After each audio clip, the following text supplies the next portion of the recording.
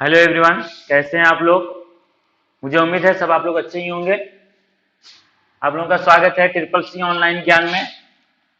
Triple C online ज्ञान, ये हमारा यूट्यूब चैनल, इसमें आप लोगों का स्वागत है। मैं चमन कुमार आपके साथ। आइए हम लोग बात करते हैं। मैं एक कमेंट पे आज वीडियो बनाने जा रहा हूँ। मेरे एक मित्र ने मेरे फेसबुक पे वहां पे कमेंट किए किए थे कि सर आप बताइए मुझे भिन्न और परिमेय संख्या में अंतर। भिन्न और परिमेय संख्या में अंतर मुझे बहुत अच्छा लगा जब वो कमेंट किए। आप भी हमसे फेसबुक पे जुड़ सकते हैं। फेसबुक का लिंक डिस्क्रिप्शन में मिल जाएगा आप लोगों को। और इंस्टाग्राम पे फॉलो कर सकते हैं, ट्विटर और सभी अकाउंट में आप चाहे तो हमसे मिल सकते हैं, हमें फॉलो कर सकते हैं। और जो भी क्वेश्चन हो, क्वेरी हो, आप वहां भी हमसे पूछ सकते हैं या यूट्यूब के कमेंट बॉक्स में आप पूछ सकते हैं। चलिए हम लोग बात करने जा रहे हैं आज। बस छोटा सा मैटर है, लेकिन थोड़ा सा डिफिकल्ट हो जाता है कभी कभी बच्चों के लिए भी, और हमारे जो भी मित्र का कॉम्पिटिटिव टाइप का एग्जाम देते हैं उन लोगों के लिए भी। तो हम कोशिश करेंगे जहां तक हो सके आपको क्लियर करने का। तो ये भिन्न संख्या और परिमेय संख्या में अंतर बताना है। भिन्न संख्या और परिमेय संख्या में हमें अंतर बताना है। हो जाता है क्या डिफिकल्टीज है, दोनों को हम लोग बटे के रूप में लिखते हैं, बटे अपन के रूप में लिखते हैं। जैसे लिख देते हैं 9/5 लिख देते, कहते हैं कि सर ये भिन्न भी है परिमेय भी है। तो ये बात सही है कि ये भिन्न भी है परिमेय है, लेकिन परिमेय है भिन्न है या नहीं, ये कंफ्यूजन क्रिएट हो जाता है। इसके बारे में आज हम लोग जानेंगे, क्लियरली जानेंगे कि परिमेय है भिन्न है कि नहीं है, भिन्न है या परिमेय है कि नहीं है। तो इस पर हम लोग चर्चा करेंगे। चलिए हम लोग पहले एक तरफ से सीखते हैं। क्या सीखेंगे? भिन्न संख्याएं वो होती है जब किसी राशि को अन्य वह कई बराबर भागों में बांटकर उसमें कुछ भाग लिया जाए तो उसे हम लोग क्या कहते हैं? भिन्न के रूप में व्यक्त किया जाता है। मतलब लिया जाए तो उसे भिन्न के रूप में व्यक्त किया जाता है। यदि कोई संख्या ए बटे बी के रूप में हो तो उसे भिन्न कहते हैं। ऐसा कहा जा सकता है कि किसे भिन्न कहते हैं? जब कोई संख्या पी बटे क्यू के रूप में हो, ए बटे बी के, सॉरी ए बटे, बात वही है, पी बटे क्यू बोलिए, ए बटे बी बोलिए, लेकिन यहाँ आगे चलकर हमें यहाँ देखना होगा पी बटे क्यू में कोई शर्त होता है, बल्कि यहाँ का कोई शर्त नहीं होता है। तो आइए, भिन्न संख्याएं जब किसी राशि को कई बार भागों में बांटकर उसमें कुछ भाग लिए जाए तो उसे भिन्न के रूप में व्यक्त किया जाता है।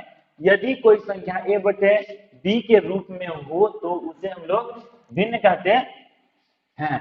यदि कोई राशि, मान लेते हैं कोई राशि मतलब कोई अमाउंट, कोई भी चीजें, कोई भी पैसे रुपये जो भी हमारे पास है, मान लेते हैं एक अमाउंट ले लेते हैं हम लोग। ये हमारे पास एक रोटी है, इसकी बात करें अगर हम इसको बांट देंगे, कितने भागों में बांट दिए? बराबर 4 भागों में बांट देंगे।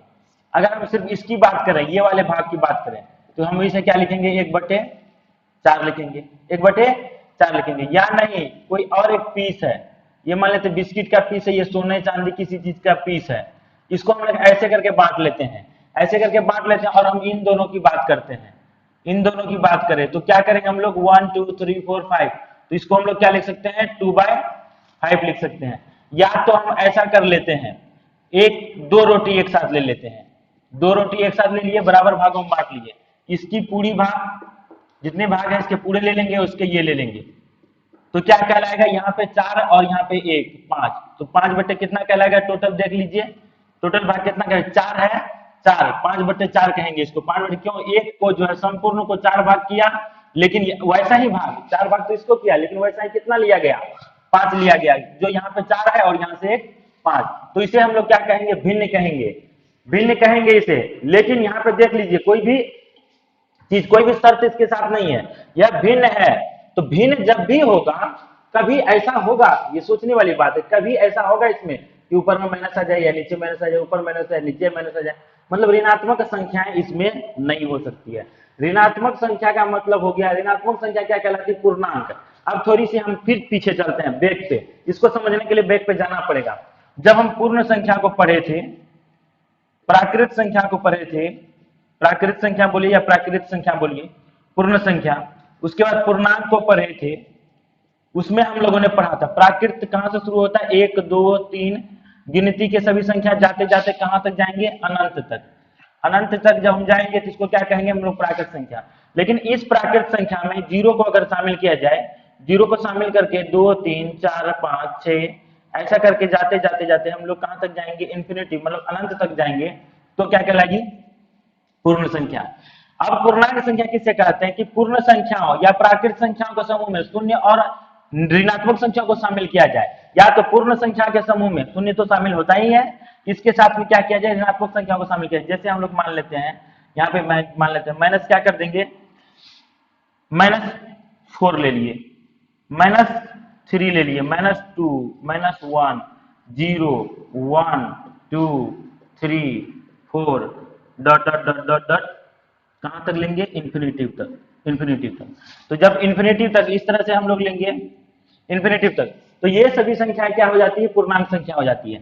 तो अब देखिए थोड़ा सा इन दोनों में फर्क समझने के लिए, थोड़ा सा इन दोनों में फर्क को समझने के लिए आ जाते हैं फिर परिमेय संख्या पे।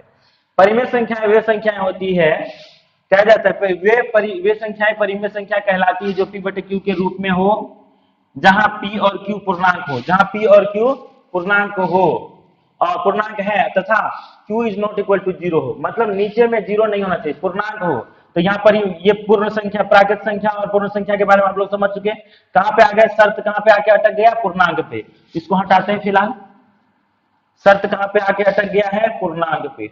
अब बताइए पूर्णांक क्या संख्या होती है, तो -4/3, या तो हम लोग -4/3 लिख सकते हैं, -3/4 लिख सकते हैं, 7/2 लिख सकते हैं, पूर्णांक में प्लस वाली भी संख्या तो है। अब हम लिख सकते हैं -2/7 लिख सकते हैं, या 3/-11 लिख सकते हैं। लेकिन कभी ऐसा 0/1 भी लिख सकते हैं, लेकिन कभी ऐसा नहीं लिखेंगे कि 2/0 हो जाएगा, अभी ऐसा कभी नहीं होगा।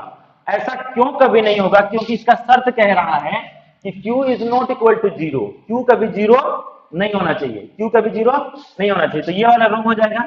चलिए अब यहाँ पे आते हैं हम लोग, तो ये सभी उदाहरण जो है क्या है, परिमेय संख्या का। अब इसके उदाहरण को देखिए और इसके उदाहरण को देखिए, दोनों में अंतर क्या है। ये दोनों में अंतर ये है कि ये सही उदाहरण जो है इसमें प्राकृत संख्या ही है, जिसको हम प्राकृतिक संख्या बोलते हैं, जो अभी हम लोगों ने पढ़ा था। प्राकृत संख्या का मतलब ये हो गया प्राकृत संख्या ही है, मतलब 1 है, 2 है, 3 है, 4 है, ये सभी ही है। तो प्राकृत संख्या ही है। क्यों, जब कोई चीज ओरिजिन हो गया, जब भी कोई चीज बन गया, उत्पन्न हो गया, प्राप्त हो गया हमें, तो वो प्लस में आ गया, माइनस में नहीं जाएगा कभी वो, क्योंकि वो चीज तो आ गया, प्रोड्यूस हो गया ना, प्रोड्यूस हो, एक रोटी बन गई। अब रोटी के टुकड़े हो सकते हैं, भिन्न हो सकते हैं, लेकिन वो माइनस में कभी ऋणात्मक नहीं जाएगा, ऋणात्मक में नहीं जाएगा तो कभी वो पूर्णांक में नहीं जाएगा। इसका मतलब क्या है, भिन्न संख्या में जब भी इस्तेमाल किया जाता है शब्द को सॉरी डिजिट को यूज किया जाता है, वह डिजिट कौन सी डिजिट होती है, प्राकृत संख्या की डिजिट होती है। जबकि परिमेय संख्या में जो डिजिट का प्रयोग किया जाता है वह डिजिट क्या होता है, पूर्णांक संख्या से होता है, वो पूर्णांक संख्या ही होती है। तो ये यह सभी क्या है, भिन्न के उदाहरण हो गए, और ये सभी क्या हो गए, परिमेय के उदाहरण हो गए। तो एक सवाल बन जाता है आपके एग्जाम में, क्या सभी भिन्न परिमेय संख्या है? बिल्कुल सभी भिन्न परिमेय संख्या है, लेकिन कहा जाता है क्या सभी परिमेय भिन्न संख्या है? सभी परिमेय संख्या भिन्न संख्या कभी नहीं हो सकती। ये परिमेय है परंतु भिन्न नहीं है, जबकि यह भिन्न भी है परिमेय भी है कि नहीं, भिन्न भी है परिमेय भी है। अब यहाँ पे ले लेते कुछ उदाहरण क्यों, यहाँ पे कहेगा -5/7, यह क्या है, भिन्न है या परिमेय। क्वेश्चन पूछा जाएगा भिन्न है या परिमेय, तो यह भिन्न भी है और परिमेय भी है। अब क्वेश्चन पूछा जाएगा ये इसमें 2/7 भिन्न है या परिमेय, तो ये क्या है, भिन्न भी है, और ये सॉरी ये देखिए ये क्या है कि आपका क्या है, ये परिमेय है, भिन्न नहीं है, भिन्न नहीं है, परिमेय है, क्योंकि ये माइनस आ गया है। जबकि अब यहाँ पे क्वेश्चन पूछा जा रहा है ये क्या भिन्न है या परिमेय है, तो ये भिन्न भी है परिमेय भी है। तो मुझे लगता है मेरे दोस्तों आप लोगों को समझ में आ गया होगा, और मेरे वो खास मित्र जो मेरे फेसबुक पे हैं जिन्होंने कमेंट किया था, मैं उसको ये वीडियो डेडिकेट करता हूँ, उसके लिए मैंने ये बनाया है। और इसके साथ औरों का कुछ फायदा हो जाए तो इसमें मेरी बहुत खुशी होगी, मुझे बहुत खुशी होगी। या अब थोड़ा सा समय के लिए ये वीडियो था आपके लिए। अगर इस पर भी कोई क्वेश्चन क्वेरी बच जाता है तो जरूर आप कमेंट बॉक्स में लिखें, यूट्यूब में लिखें, फेसबुक में लिखें, इंस्टाग्राम में लिखें, जहां हो वहां लिखें। मैं तैयार हूं आपके लिए, मैं कोशिश करूंगा, ऐसा नहीं कि मैं सर्वज्ञाता हूं, मैं कोशिश करूंगा आपको जहां तक हो सके सजेस्ट कर सकूं। तो यह था भिन्न क्या होता है, फिर से एक बार रिपीट कर लीजिए, प्राकृत संख्याओं को जब बट्टे के रूप में लिखा जाए, बांटकर लिखा जाए, भाग के रूप में लिखा जाए तो उसे भिन्न कहते हैं। पूर्णांक संख्याओं को जब बट्टे के रूप में लिखा जाए तो उसे हम लोग क्या कहते हैं, और इमे संख्या कहते हैं। लेकिन वो दोनों ही पूर्णांक होना चाहिए और याद रखना है नीचे कभी जीरो नहीं होना चाहिए। जीरो तो यहाँ भी नहीं होना चाहिए क्योंकि जीरो नीचे आने के बाद जो है अगर अंश बटे हर, भिन्न क्या होता है, अंश बटे हर। फिर से देख लीजिए, भिन्न क्या होता है, अंश बटे हर, अंश बटे हर, अंश बटे हर, अंश बटे हर क्या कहते हैं, भिन्न कहते हैं। तो यहाँ पे भी भिन्न बटे पी बटे क्यू मतलब अंश बटे हर होता है। लेकिन हर कभी शून्य नहीं होना चाहिए क्योंकि शून्य जब हर आ जाएगा तो वह अपरिभाषित हो जाता है, उस संख्या को हम लोग डिफाइन नहीं करते, नॉट डिफाइंड हो जाता है, इसलिए वह संख्या बन नहीं सकती, चाहे वो भिन्न नहीं बन सकती या परिमेय नहीं बन सकती। मुझे उम्मीद है आप लोगों को समझ में आ गया होगा। जो लोग चैनल पर नए हैं चैनल को सब्सक्राइब जरूर कर लें, वीडियो को लाइक करें, शेयर करें। कभी भी लगेगी कि जीवन में कहीं काम देगा तो जरूर उसको लाइक करें, वीडियो को शेयर करें। जो लोग नए हैं चैनल को सब्सक्राइब करें, जो पुराने हैं सब्सक्राइब कर लें। हमारा बहुत बहुत धन्यवाद। फिर मिलते हैं अगली वीडियो में अगले टॉपिक के साथ, अगले मैथ्स, अगले सवाल के साथ। धन्यवाद।